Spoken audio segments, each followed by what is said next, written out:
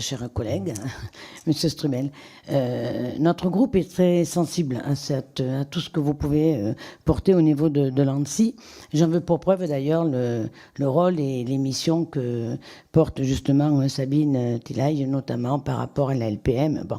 Donc nous y sommes et nous nous posons donc pas mal de questions bien sûr, avec des constats, et je vais, même si vous avez pour quelques collègues déjà répondu un petit peu à nos interrogations, mais je tenais aussi à faire, voilà, à poser clairement aussi notre position.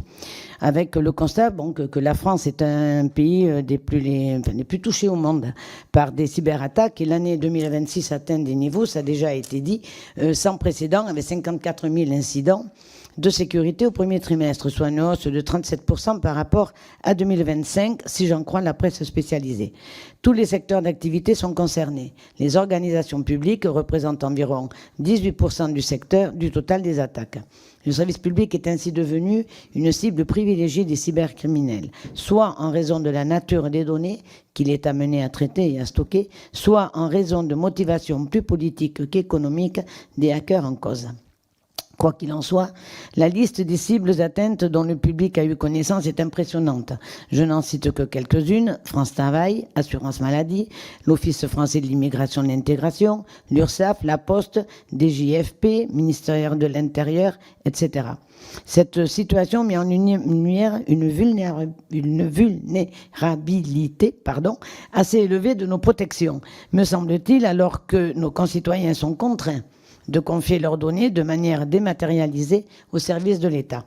Monsieur Strubel, même si je comprends bien qu'il est très délicat d'éviter toutes sortes et toutes formes de failles dans nos systèmes, comment expliquer cette vulnérabilité du secteur public alors que celui-ci devrait être extrêmement protecteur, pour ne pas dire imperméable à la menace cyber?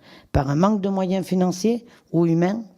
Je voudrais également vous entendre sur le rôle de l'agence dans les actions menées au plus près des territoires, que ce soit en termes de prévention, de stratégie proactive. De quels soutiens locaux auriez-vous encore besoin pour gagner en efficacité?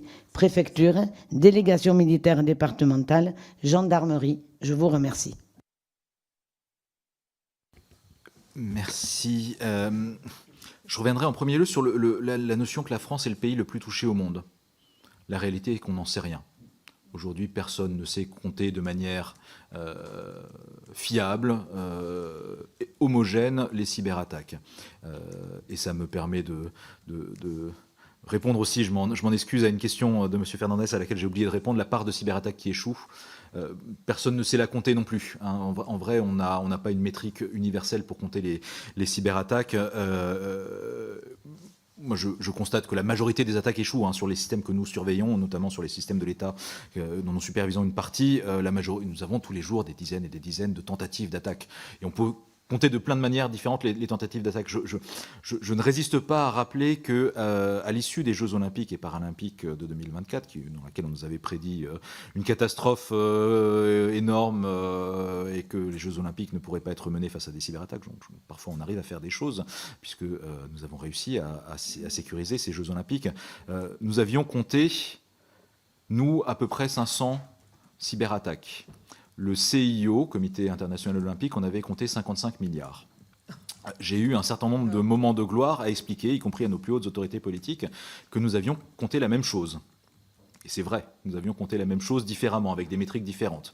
Parce que là où nous comptons une attaque comme une cible, un attaquant, un effet recherché et obtenu, on peut compter aussi le nombre de messages transmis par l'attaquant pour arriver à ses fins. Et parfois c'est des millions, parfois c'est même des milliards sur une seule attaque, par exemple, une tentative de saturation. Donc il n'y a pas de métrique uniforme. Et moi, alors oui, la France est attaquée par son positionnement géopolitique, par son rôle de grande nation, évidemment. Il y a un lien entre tout ça. Maintenant, dire qu'elle est plus attaquée, moins attaquée, qu'elle est plus faible, moins faible que d'autres, je ne saurais pas le dire.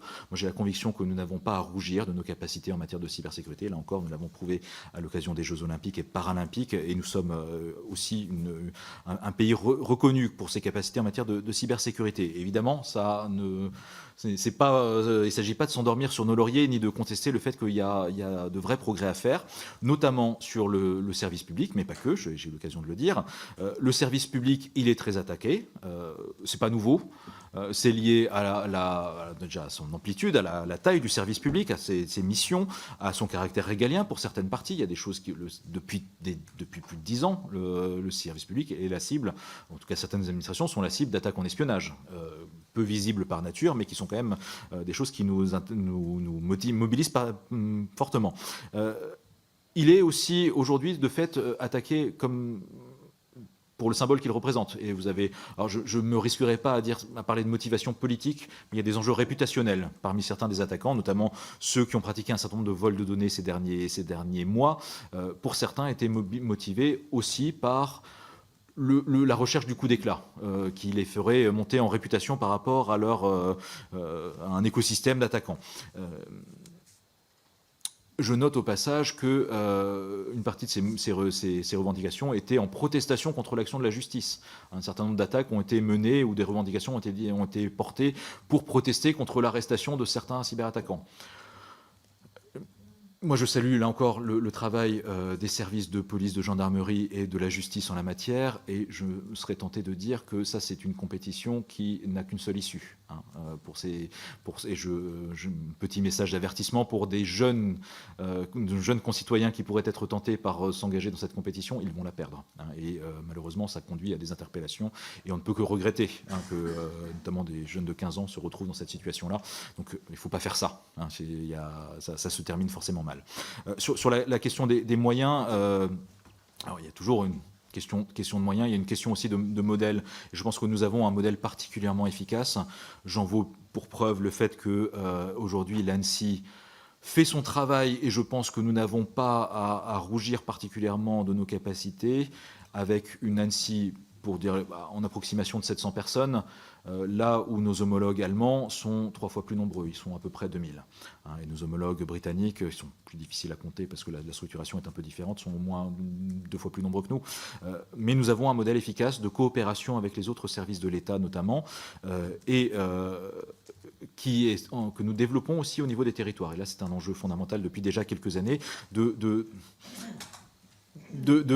créer ce maillage territorial de la cybersécurité sans remise en cause du rôle de l'État, mais en faisant aussi un travail collectif avec les collectivités, avec les conseils régionaux notamment, qui ont porté notamment les CCIRT régionaux, ça avec un soutien fort de l'ANSSI, qui ont porté d'initiatives des campus cyber qui visent à élaborer des solutions, à faire un dialogue entre besoins entre demande et offre. Et là, c'est un travail que nous soutenons, même si nous n'en sommes pas à l'initiative.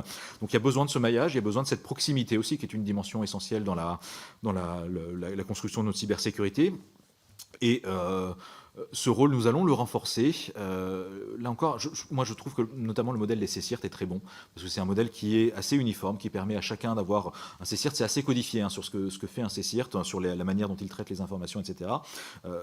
Un de nos leviers d'action fondamentaux et une des chances que nous avons en France, c'est ce tissu des CCIRT, qui est représenté par une association dont nous avons encouragé la genèse et que nous accompagnons aujourd'hui, qui est l'Intercert, qui aujourd'hui compte plus de 120 CCIRT en son sein, régionaux, territoriaux, ministériels, sectoriels ou du secteur privé, et qui nous permet de manière très rapide, en cas de crise, de partager de l'information de manière codifiée, de manière efficace, avec des professionnels qui savent aussi la contextualiser au profit d'un territoire, d'un secteur d'activité, et ça c'est très important.